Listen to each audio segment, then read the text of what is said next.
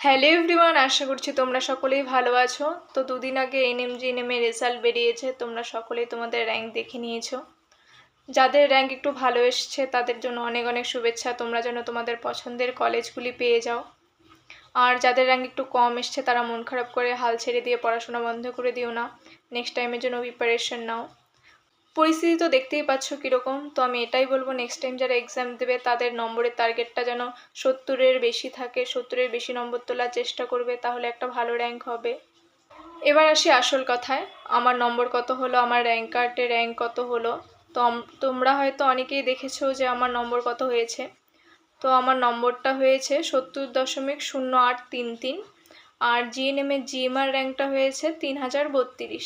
আর এএনএমের র্যাঙ্কটা যেহেতু এএনএমটা আমার হবেই না, তো এএনএমের র্যাঙ্কটা আমার ঠিক মনে নেই, ওই 2700-র মতো এরকম এসেছে। পরীক্ষার আগে ভেবেছিলাম যে 70-এর মতো নম্বর হলে একটা ভালো কলেজ হয়ে যাবে। তো পরীক্ষা দিয়ে এসে মিলিয়ে মোটামুটি 70-এর মতোই নম্বর এসেছে। তো ফাইনাল অ্যান্সারকে মিলিয়েও 70-ই এসেছিল। তো আমি ভেবেছিলাম যে এবছর একটা ভালো কলেজ হয়ে যাবে বাড়ির কাছে। আর র্যাঙ্কটাও ভেবেছিলাম যে ওই 1500 থেকে 2000-এর মধ্যেই হবে, কারণ আগের বছর 70-এর মধ্যে 1000 র্যাঙ্ক হয়েছিল। তো এই বছর ভেবেছিলাম ওই নম্বরটাই হয়তো হবে, বা এর থেকে বেশি যে র্যাঙ্কটা হয়, এই 1500 2000 এরকম হবে। কোনোদিনই ভাবিনি যে 3 গুণ র্যাঙ্ক হয়ে যাবে। এবছর কোশ্চেনটা একটু সোজাই ছিল আর কম্পিটিশনটা অনেকটা বেশি ছিল। এবছর প্রায় 1 নম্বরের মধ্যে 400 জনের মতো স্টুডেন্ট রয়েছে। আমার নম্বরটা ছিল 70 আর আমার র্যাঙ্ক হয়েছে যেহেতু 3000। আর একজনের আমি র্যাঙ্ক দেখেছিলাম, তার নম্বরটা ছিল 71 পয়েন্ট সামথিং, আর ওর র্যাঙ্কটা হয়েছিল 2590-এর মতো। তো ওই প্রায় 1 থেকে 1.5 নম্বরের মধ্যে 400 জন স্টুডেন্ট রয়েছে এবার। তোমাদের মধ্যে অনেকেই দিদিরা বোনেরা আমাকে কমেন্ট করে কংগ্রেচুলেশন জানিয়েছো, তো তাদেরকে অনেক অনেক ধন্যবাদ। নম্বরটা দেখে আমার একদমই মন খারাপ হয়নি, কারণ আমি 70-ই টার্গেট করেছিলাম আর 70-ই পেয়েছি নম্বরটা। তো আমি আশাও করেছিলাম যে 70-এর মধ্যে হয়তো ভালো একটা র্যাঙ্ক হবে, কিন্তু র্যাঙ্কটা দেখে অনেকটা বেশি খারাপ লেগেছিল, কারণ 3000 র্যাঙ্ক আমি আশা করি না। আমি ভেবেছিলাম যে 2000-এর মধ্যে হয়তো র্যাঙ্ক হবে, আর 2000-এর মধ্যে র্যাঙ্ক হলে তো যে কোনো ক্যাটাগরির স্টুডেন্টই হয়ে গেলে কলেজ হয়ে যায়। কিন্তু আমার যেটা মনে হচ্ছে যে এবছর আমি হয়তো এই র্যাঙ্কে কলেজ পেতেও পারি, নাও পেতে পারি। আর যদিও পাই, ওই শেষের দিকে আর কি, লাস্ট রাউন্ডে হয়তো দার্জিলিং, কালিম্পং বা সেন্ট্রালে যেগুলো রয়েছে, তো সেদিকের কলেজগুলো হয়তো পাবো। আর এবছর অন্য বছরের তুলনায় মনে হচ্ছে যে কাট অফটা একটু বেশি যাবে, কারণ নিটের স্টুডেন্টরা অন্য বছরের তুলনায় এবছর বিএসসি বা জেনপাসে অনেক বেশি যাচ্ছে, আর জেনপাসের স্টুডেন্টরাও জেএনএমে এবছর বেশি আসছে। আগের বছরগুলোর কাট অফ যদি মিলিয়ে দেখা যায়, তো যত দিন যাচ্ছে তত কাট অফ হাই হচ্ছে, এটাই বোঝা যাচ্ছে।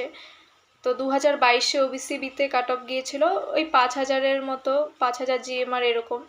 তো 2023-এ সেখানে গিয়েছে 3700 কি 800। আমার 4400 ছিল, তো আমি আগের বছরও পাইনি, ওই 1-2 নম্বরের জন্য আমি আগের বছরও পাইনি। তো এবছরও মনে হচ্ছে যে 3000-এর হয়তো কাছাকাছি যাবে, বা 3000-এর কমও যেতে পারে। এবছরও হয়তো আমি 1 নম্বরের জন্য কলেজ নাও পেতে পারি।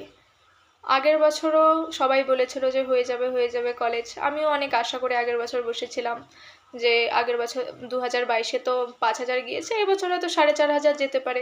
তো সেখানে 4000-ই যায়নি আগের বছর, শেষে তো হলোই না কলেজ আগের বছর। তো এবার ভাবছি যে পড়াশোনা স্টার্ট করে দেবো, যদি হয় তো হলো, আর যদি না হয় তো পরের বছরের জন্য প্রিপারেশন নেব। এএনএম জিএনএম মিলিয়ে টোটাল সিট হচ্ছে 3500। আর আমি যেহেতু ওবিসি বি ক্যান্ডিডেট, তাহলে শুধুমাত্র ওবিসি বির সিটগুলো বা জেনারেলের সিটগুলোই পেতে পারি। আর জেনারেলের সিটগুলো যে কোনো ক্যাটাগরির স্টুডেন্টই পেতে পারে। আর বাদবাকি ক্যাটাগরির যদি সিটগুলো বাদ দেওয়া যায়, তাহলে তো 3500 সিট থাকছে না সেক্ষেত্রে। তাই আর কি মনে হচ্ছে যে এবছর হতেও পারে, নাও হতে পারে। আর তোমরা অবশ্যই জানিও কার কি নম্বর এলো, কার কি র্যাঙ্ক হলো। আজকের ভিডিওটা এতটুকুই রইল। যদি পরবর্তীতে ভালো একটা কলেজ পাই, সফলতা পাই, তো অবশ্যই তোমাদের সাথে শেয়ার করব। আর যদি সফলতা নাও পাই, আগের বছরের মতো 1 নম্বরের জন্য সফলতা দরজা থেকে ঘুরে আসতে হয়, তো সেটাও তোমাদের সাথে শেয়ার করব। দেখা হচ্ছে একটা নেক্সট ভিডিওতে।